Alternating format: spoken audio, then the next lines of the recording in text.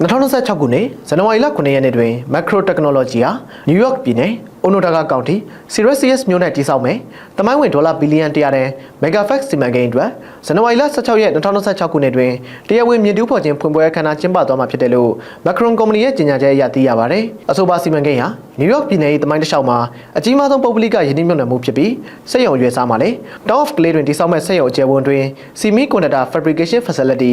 FAB ၄ခုထိပါဝင်မှာပဲဖြစ်ပါတယ်။ဒီယင်းနှိမ့်မြှုပ်နှံမှုဟာအမေရိကန်ပြည်ထောင်စုအတွင်းမှာအကြီးမားဆုံး Semiconductor ထုတ်လုပ်ရေးနေရာဖြစ်လာမဲ့ယင်းနှိမ့်မြှုပ်နှံမှုတစ်ခုဖြစ်ပြီးအခြေခံအဆောက်အုံအတွက်ဧက1400ကျယ်ဝန်းတဲ့နေရာကိုပြင်ဆင်ညှိနှိုင်းရန်လိုအပ်တဲ့ Field Material ကုပရက်9တန်းခန့်ကိုတည်ယူပို့ဆောင်နိုင်ရန်အတွက်ရထားလမ်းခွဲ Race Park ကိုပါတိစောက်သွားမယ်လို့ Macron Company ဘက်ကပြောကြားခဲ့တာပဲဖြစ်ပါတယ်။မြေတူးဖော်ခြင်းလုပ်ငန်းကို2026ခုနှစ်ဇန်နဝါရီလအတွင်းစတင်မှာဖြစ်ပြီးပထမအဆုံး FAB ကို2030ခုနှစ်တွင်ဖွင့်လှစ်နိုင်တော့မှာဖြစ်တယ်ဟုခန့်မှန်းထားရှိတာဖြစ်ပြီး FAB ၄ခုလုံးပါဝင်တဲ့စက်ရုံအပြည့်စုံကိုတော့2045ခုနှစ်တွင်ပြီးစီးသွားမယ်လို့ခန့်မှန်းထားတာပဲဖြစ်ပါတယ်။ဒီဒေါ်လာဘီလီယံ100နဲ့ Megafax စီမံကိန်းဟာ New York မြို့တမိုင်းတစ်လျှောက်တွင်အကြီးမားဆုံးနေပညာယင်းနှိမ့်မြှုပ်နှံမှုကြီးဖြစ်ပြီး AI ခေတ်ကိုဝင်ရောက်လာတဲ့လုပ်ငန်းကြီးများရဲ့ AI လုပ်ငန်းပြောမယ်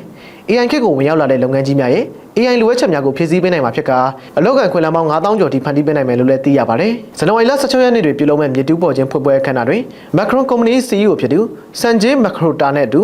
Trump အစိုးရမှတာဝန်ရှိသူများ American Congress အဖွဲ့ဝင်များနဲ့ New York ပြည်နယ်အစိုးရအဖွဲ့ခေါင်းဆောင်များပါဝင်တက်ရောက်မှာဖြစ်တယ်လို့လည်းသိရပါတယ်။